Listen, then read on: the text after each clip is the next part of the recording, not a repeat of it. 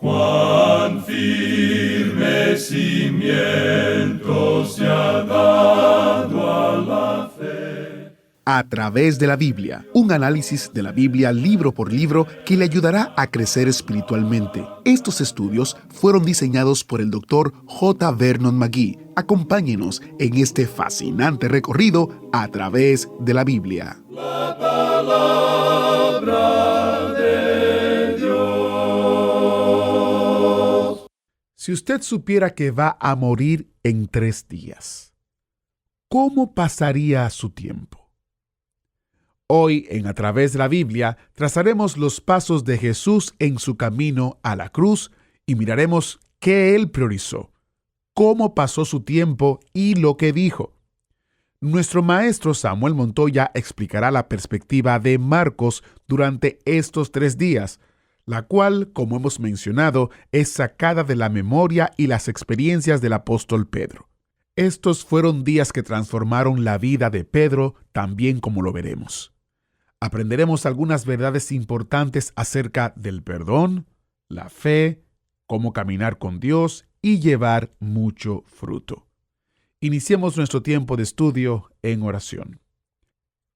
Padre eterno que estás en los cielos, a medida que nos movemos junto con Marcos hacia la cruz, te pedimos que nos ayudes a ver nuestro pecado, nuestra necesidad de negarnos a nosotros mismos y que pongas en nosotros el deseo de vivir para tu gloria. En el nombre de Jesús te lo pedimos. Amén. Continuamos hoy, amigo oyente, nuestro viaje por el Evangelio según San Marcos. En nuestro programa anterior no alcanzamos a terminar nuestro estudio del capítulo 10 de este Evangelio debido a que nuestro tiempo se agotó. Así es que vamos a considerar ahora el último aspecto en el capítulo 10 del Evangelio según San Marcos. Y para ello le invitamos a leer los versículos 46 al 52, que dicen: Entonces vinieron a Jericó, y al salir de Jericó él y sus discípulos y una gran multitud, Bartimeo el ciego, hijo de Timeo, estaba sentado junto al camino mendigando. Y oyendo que era Jesús Nazareno, comenzó a dar voces y a decir: Jesús, hijo de David, ten misericordia de mí. Y muchos le reprendían para que callase, pero él clamaba mucho más: Hijo de David, ten misericordia de mí. Entonces Jesús, deteniéndose, mandó llamarle. Y llamaron al ciego, diciéndole: Ten confianza, levántate, te llama. Él entonces, arrojando su capa, se levantó y vino a Jesús. Respondiendo Jesús le dijo: ¿Qué quieres que te haga? Y el ciego le dijo: Maestro, que recobre la vista. Y Jesús le dijo: Vete, tu fe te ha salvado. Y enseguida recobró la vista y seguía a Jesús en el camino. Ya estudiamos este milagro en el Evangelio según San Mateo y lo estudiaremos una vez más en el Evangelio de San Lucas. Hay quienes niegan la infalibilidad de las Escrituras porque no pueden reconciliar aquí los relatos de los Evangelios. Mateo menciona a 2 ciegos, pero Marcos concentra su atención en Bartimeo porque él fue quien habló. Creemos que el crítico que trata de despedazar los recuentos en los Evangelios es el tercer ciego. Es conmovedor pensar que ahora Bartimeo pudo seguir a Jesús con los ojos abiertos. Después de muy pocos días vería a Jesús muriendo en la cruz. Y amigo oyente, quisiéramos preguntarle: ¿es usted ciego? ¿O ha visto también a Jesús muriendo por usted? Le exhortamos entonces que mire y viva eternamente. Y así concluye nuestro estudio del capítulo 10 del Evangelio según San Marcos. Y entramos ahora al capítulo 11. En este capítulo Jesús entra públicamente en Jerusalén, maldice la higuera, limpia el templo, da un discurso sobre la fe y hace callar a los enemigos que dudan de su autoridad. Llegamos ahora a los últimos días en la vida terrenal de nuestro Señor. Hemos dividido este capítulo de la siguiente manera. Primero, Jesús se presenta públicamente a su nación como el Mesías, en los versículos 1 al 11. En segundo lugar, Jesús maldice la higuera, en los versículos 12 al 14. Tercero, Jesús purifica el templo, en los versículos 15 al 21. En cuarto lugar, Jesús da el discurso sobre la oración, en los versículos 22 al 26. Y en quinto lugar, Jesús perturba a los príncipes religiosos, versículos 27 al 33. Este capítulo se desarrolla durante los días en que Jesucristo vino a Jerusalén por última vez. Usted recordará que establecimos en nuestro estudio del Evangelio según San Mateo que su llamada entrada triunfal realmente no fue triunfal en manera alguna. Fue la venida pública del Señor Jesús a Jerusalén al fin de su ministerio terrenal y la presentación allí de Él mismo como el Mesías. Lo que ocurrió allí fue realmente un rechazo de su propuesta formal. Notemos además que Él en realidad vino en 3 días diferentes y no en un solo día. Creemos que cada evangelio presenta un aspecto diferente en cuanto a su venida a Jerusalén. El primer día que vino fue en un día de reposo, un sábado. Luego regresó el domingo y limpió el templo. Y por fin regresó para quedarse en Jerusalén el lunes, cuando lloró sobre la ciudad. Consideremos pues la entrada pública de Jesús en Jerusalén. Leamos el versículo 1 de este capítulo 11 de Marcos. Cuando se acercaban a Jerusalén, junto a Betfagé y a Betania, frente al monte de los Olivos, Jesús envió 2 de sus discípulos. Hemos visto en los últimos capítulos de Marcos que Jesús se estaba moviendo hacia Jerusalén. Se mueve geográficamente y también cronológicamente, acercándose más y más a su muerte. Esta es la última semana en la vida terrenal del Señor. Notemos en el mapa que Betania y Betfagé son 2 pueblos que están al otro lado del Monte de los Olivos desde Jerusalén. Si usted tiene la oportunidad de visitar la Tierra Santa, amigo oyente, le sugerimos que lleve un mapa en la mano para que camine y se detenga en los lugares de mayor interés. Sería muy interesante poder conversar con las personas que viven en esos lugares. Creemos que se podría descubrir muchas cosas que el turista ordinario no ve. Volviendo ahora al pasaje en cuestión, observemos cómo el Señor Jesús caminaba en Jerusalén. Leamos los versículos 2 y 3 de este capítulo 11 de Marcos. Y les dijo: Id a la aldea que está enfrente de vosotros, y luego que entréis en ella, hallaréis un pollino atado, en el cual ningún hombre ha montado. Desatadlo y traedlo. Y si alguien os dijere: ¿por qué hacéis eso?, decid que el Señor lo necesita, y que luego lo devolverá. Hay 2 explicaciones posibles con respecto al pollino que Jesús iba a montar en su entrada pública a Jerusalén. El Señor Jesús podría haber sabido que estaba allí de antemano, puesto que Él es Dios, y por ende omnisciente. Esto pudo haber sido un milagro del principio al fin. Pero todo esto también pudo haber sido arreglado de antemano, y así sería esto algo enteramente humano. No nos parece necesario atribuir a este incidente un aspecto milagroso cuando la explicación natural cae bien. Quienes nos acompañaron en nuestro estudio del Evangelio según San Mateo, saben que dijimos que creemos que nuestro Señor había arreglado todo esto de antemano. Creemos que este evento tiene un significado más grande si lo consideramos así. Lo importante aquí que debemos notar es que Jesús hace respetar su autoridad. Note usted que les dijo que si alguien les preguntaba que por qué soltaban el pollino, debían decir que el Señor lo necesitaba. Eso es haciendo respetar su autoridad. Note usted también que mientras algunos conspiraban su muerte, este incidente reveló que había otros que le estaban obedeciendo. Había pues 2 clases de personas. Y así ha ocurrido por más de 2000 años. Al seguir leyendo, notamos que entraron en el pueblo y hallaron las cosas exactamente como el Señor lo había dicho. Leamos ahora los versículos 4 al 6 de este capítulo 11 de Marcos. Fueron y hallaron el pollino atado afuera a la puerta, en el recodo del camino, y lo desataron. Y unos de los que estaban allí les dijeron: ¿qué hacéis desatando el pollino? Ellos entonces les dijeron como Jesús había mandado, y los dejaron. Note usted que simplemente siguen sus instrucciones y regresan con el pollino. Creemos que esto revela que había quienes eran sus verdaderos seguidores, que le obedecían, y al mismo tiempo que había otros que conspiraban para matarle.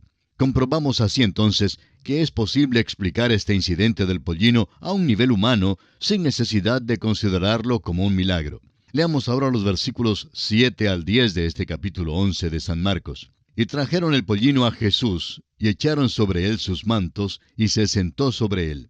También muchos tendían sus mantos por el camino, y otros cortaban ramas de los árboles y las tendían por el camino. Y los que iban delante y los que venían detrás daban voces diciendo: Hosana, bendito el que viene en el nombre del Señor. Bendito el reino de nuestro padre David que viene. Hosana en las alturas. No estamos seguros que la entrada de Jesús causara la mejor impresión en los habitantes de Jerusalén. Estamos seguros que no habría causado una gran impresión en alguien que hubiese estado antes en Roma, cuando uno de los Césares regresaba triunfante de alguna campaña militar. Se dice que traían tanto botín que los desfiles duraban hasta 2 o 3 días y noches, mientras los cautivos y el desfile seguían entrando en la ciudad. Esa sí que era una entrada triunfal. Pero en la entrada de Jesús a Jerusalén, simplemente hubo unos pocos galileos, algunos aldeanos no muy grandiosos. Pero lo impresionante e importante aquí es que el Señor Jesús se ofrece públicamente. Vamos a leer el versículo 11. Y entró Jesús en Jerusalén y en el templo, y habiendo mirado alrededor todas las cosas, como ya anochecía, se fue a Betania con los 12. Hay dos cosas aquí que son importantes. La primera es que este fue el primer día que Jesús entró en Jerusalén. Evidentemente este era el día de reposo, y los cambistas y los bueyes no estaban allí. Llegó como el sacerdote y también como el sacrificio. Ha llegado como el gran sumo sacerdote para ofrecer el sacrificio que es aceptable a Dios por los pecados de todos nosotros. Y luego, note usted que no pasó la noche en Jerusalén, sino que regresó a Betania para pasar la noche allí. Jesús se había presentado ante la ciudad públicamente y estaba demandando una decisión. Hasta donde sabemos, Jesús no pasó ni una noche en la ciudad que le rechazó. Leamos los versículos 12 al 14 de este capítulo 11 de Marcos. Al día siguiente, cuando salieron de Betania, tuvo hambre.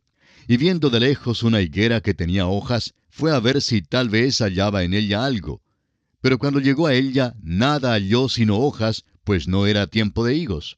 Entonces Jesús dijo a la higuera: «Nunca jamás coma nadie fruto de ti». Y lo oyeron sus discípulos. Ahora este es el segundo día, y venía de Betania. En este día fue cuando limpió el templo y maldijo la higuera. Este incidente con la higuera aparentemente insignificante ha causado ya mucha controversia. Creemos que la higuera es un símbolo de la nación de Israel. Reconocemos que habrá otros que no estarán de acuerdo con nosotros en cuanto a esto y no deseamos ser contenciosos. Pero lo que nos interesa es que aquí hay una gran lección espiritual. Tenían las hojas exteriores o visibles, es decir, las apariencias de una religión dada por Dios, pero no había ningún fruto espiritual. Nos preguntamos si no podemos decir lo mismo hoy en día en cuanto a la iglesia. Este fue también el mensaje que fue dirigido a la iglesia de la Odisea. Realmente no tenían nada. Eran pobres y ciegos y necesitaban que les ungieran los ojos con colirio para que pudieran ver. Esto quiere decir que el Espíritu Santo no estaba allí.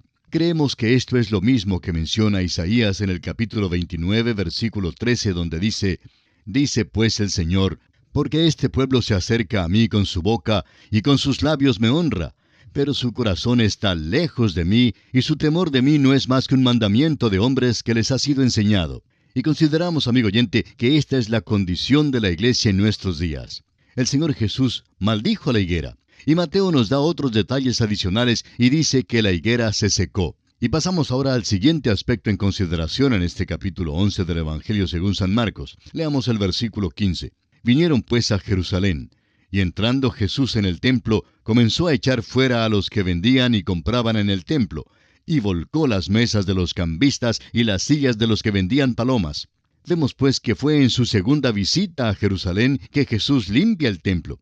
El apóstol Juan nos dice que Jesús limpió el templo al principio de su ministerio, y ahora vemos que lo limpia una vez más al fin de su ministerio. No hay duda alguna que esto no tuvo lugar en el día de reposo, sino en el domingo. Los cambistas no estaban en el interior del templo. En realidad, tenían un lugar en el mercado de valores. Tenían un banco en el mercado de valores y estaban allí para que, cuando los extranjeros llegaran de otros países, pudieran cambiar sus monedas. Los extranjeros no podían usar la moneda del exterior, sino que necesitaban tener la moneda legal del templo. Cuando estos cambistas cambiaban el dinero, claro es que cobraban a los extranjeros un porcentaje. De cierto modo, esto se había organizado para servir, para un buen fin, pero las cosas llegaron a tal extremo que nuestro Señor dijo que el templo había llegado a ser una cueva de ladrones. Llegó a convertirse en un fraude sistematizado de la religión. Y encontramos que siempre existe el peligro en cualquier empresa cristiana.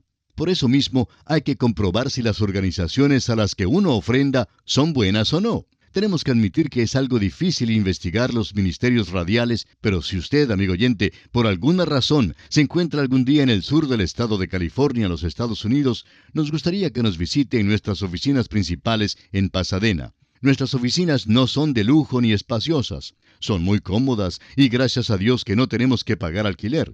Siempre tratamos de trabajar de una manera muy económica para poder emplear el dinero en el costo de las transmisiones. Y creemos que es importante que usted sepa esto. Nuestro Señor, pues, limpió el templo. Creemos que Él limpiaría muchos otros templos e iglesias hoy en día.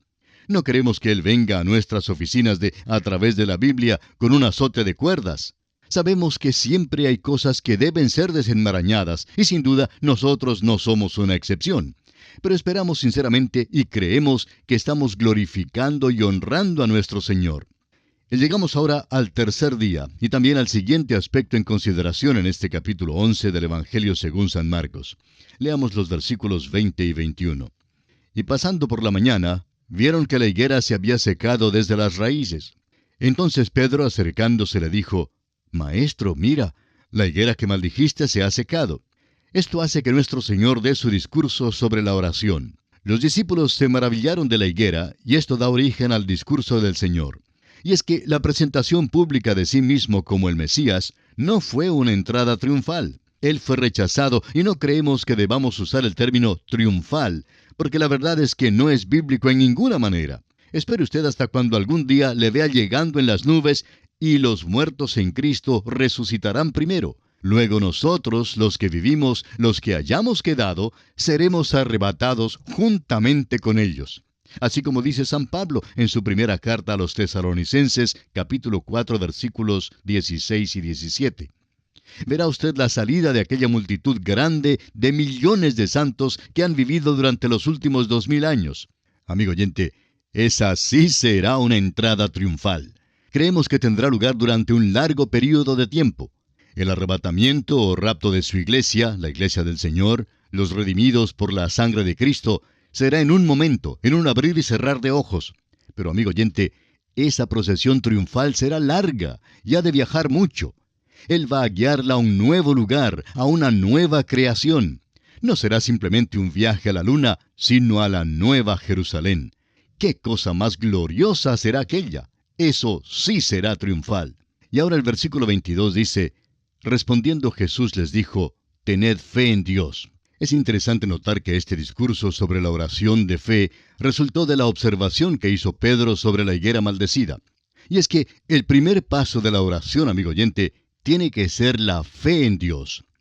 El escritor a los Hebreos declaró este mismo principio en su carta, capítulo 11, versículo 6, diciendo: Pero sin fe es imposible agradar a Dios, porque es necesario que el que se acerca a Dios crea que le hay, y que es galardonador de los que le buscan.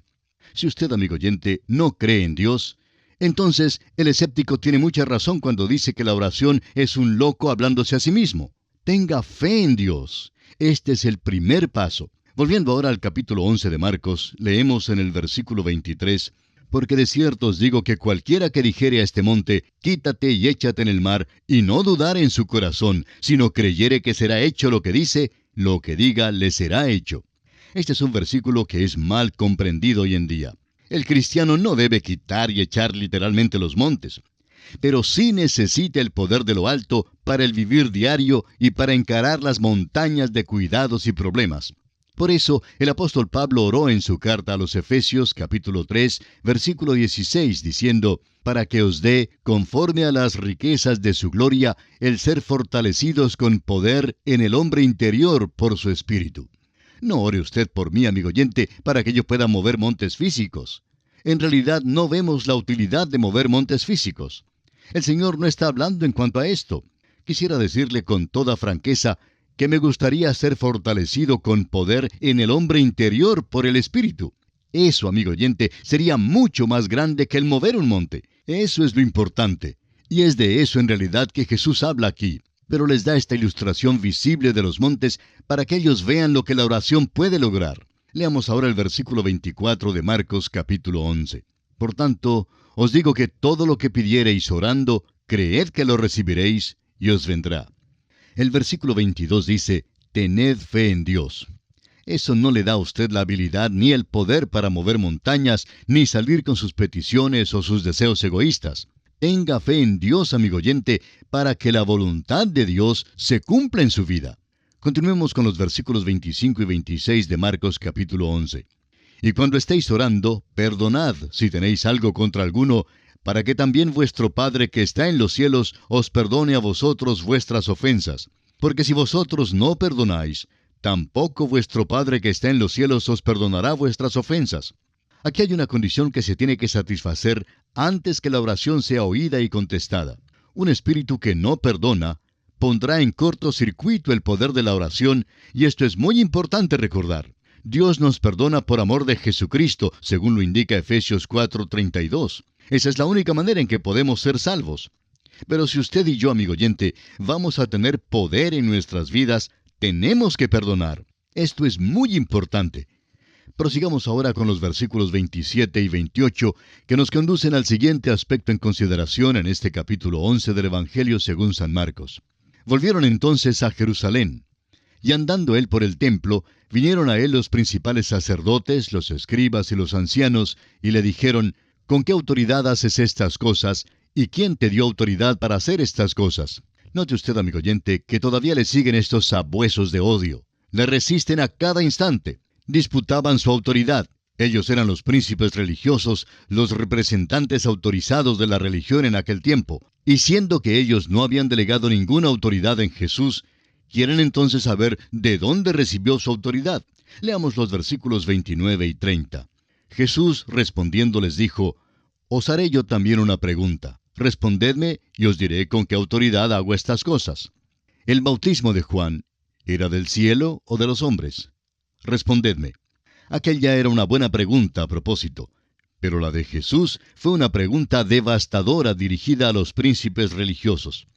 El caso es que si ellos hubieran dicho que el bautismo de Juan era del cielo, entonces la conclusión obvia sería: pues, ¿por qué no le aceptaron?